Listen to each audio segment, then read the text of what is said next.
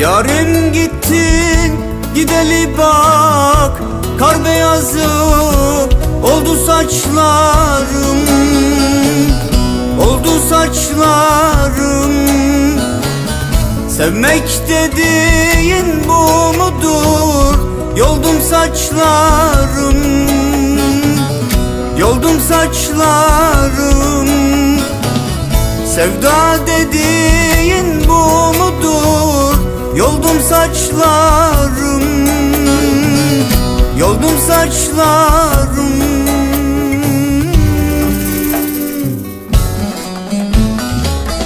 İflah olmam bir daha, gözlerimde dolu yaş. Sevmek sence bu mudur? Senin kalbin olmuş taş var. İflah olmam bir daha, gözlerimde dolu yaş. Sevmek sence bu mudur? Senin kalbin olmuş taş var.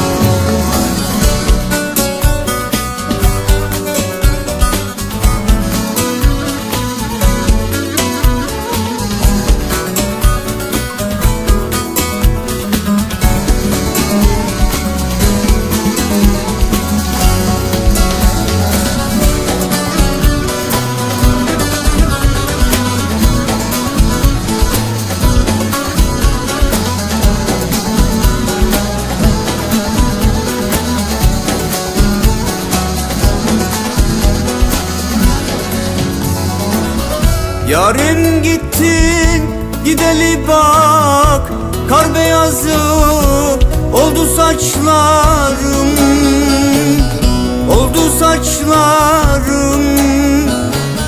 Sevmek dediğin bu mudur?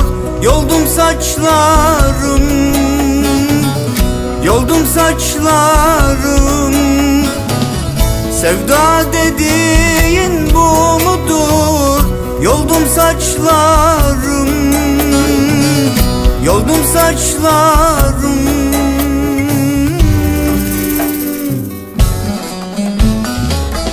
İflah olmam bir daha, gözlerimde dolu yaş. Sevmek sence bu mudur? Senin kalbin olmuş taş var. İflah olmam bir daha, gözlerimde dolu yaş. Sevmek sence bu mudur?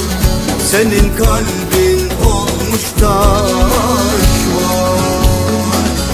İflah olmam bir daha, gözlerimde dolu yaş. Sevmek sence bu mudur? Senin kalbin olmuş taş.